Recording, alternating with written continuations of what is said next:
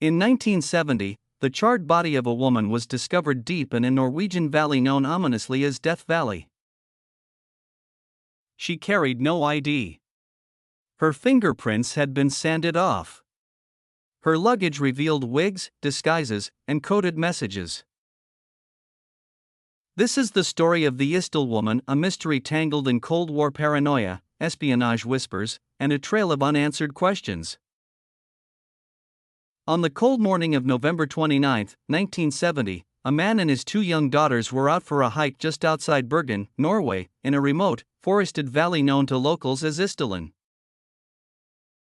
As the family made their way along a lesser-used path, they were suddenly struck by a strange, acrid scent, something between burnt rubber and decaying flesh. They found a body of a woman laying on the scorched forest floor. Her clothes and much of her body had been burned, yet curiously, her hands were positioned in front of her face. Scattered around the body were peculiar items: a fur hat, several empty plastic bottles, a pair of rubber boots, a partially melted passport, and fragments of clothing, all of which had their labels and serial numbers meticulously removed or scratched off. The woman stood around 5 feet 4 inches tall, with striking dark hair. Forensic experts estimated her age to be between 25 and 40 years old. But beyond these basic details, everything else about her identity had been systematically erased. Toxicology reports revealed something chilling: she had ingested over 50 sleeping pills. Enough to kill anyone. The official cause of death was ruled as self-inflicted, a suicide, they said. Her body wasn't lying peacefully, as one might expect in an overdose. Instead, her limbs were curled in a defensive posture, suggesting pain or fear at the moment of death. Her clothes, scorched and partially burned, reeked of gasoline. Around her were scattered personal items, some partly melted, others pristine, but every single label had been meticulously removed. There was one more clue: inside her mouth. Her dental work was sophisticated and expensive, using gold fillings that were once common in Eastern European countries. A few days after the body was discovered, a breakthrough came, one that only deepened the mystery. Investigators, through train station logs and eyewitness tips, managed to trace 2 unclaimed suitcases left behind at the Bergen railway station. There were multiple wigs, each styled differently: blonde, auburn, black, a coded notepad, written in strange letter and number pairings, detailed maps, train schedules, and a large amount of foreign currency inside the suitcase.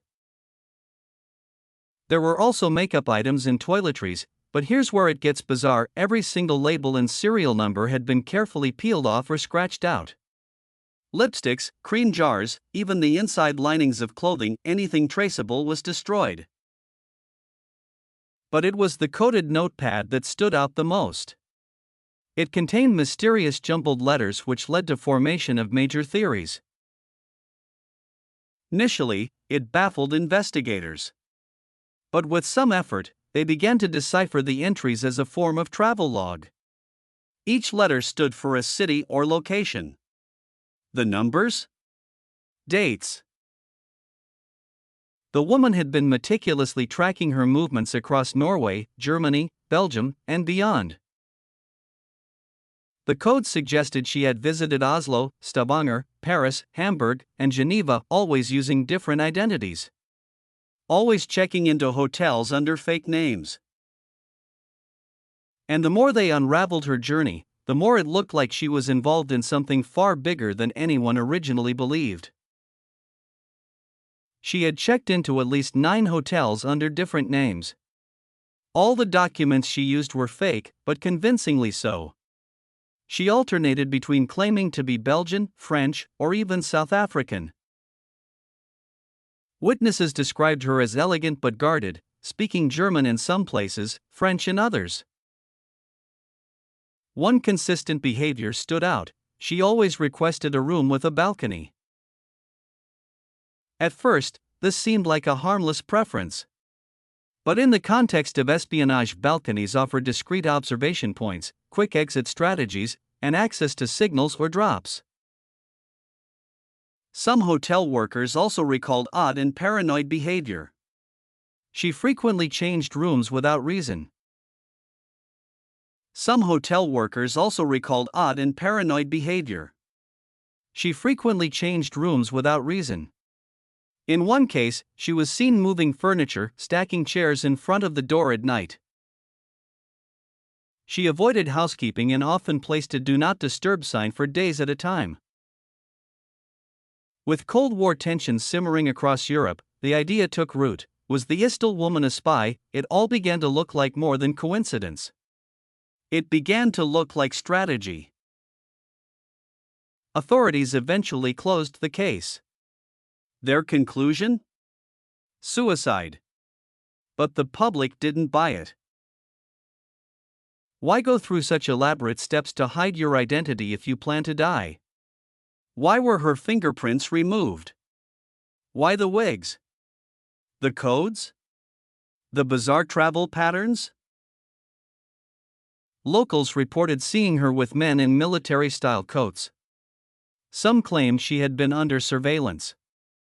Others believed she may have witnessed something she wasn't supposed to. One theory suggests she was part of a covert NATO operation gone wrong.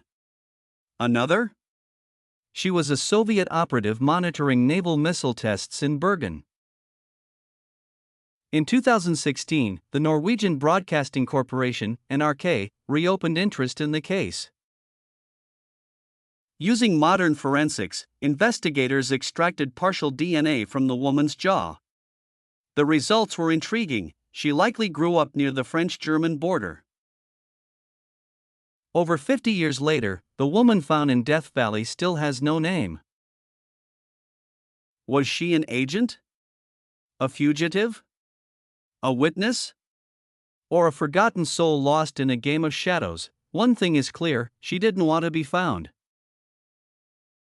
And maybe someday, someone will recognize her face. And finally answer the question, who was the Isdal woman?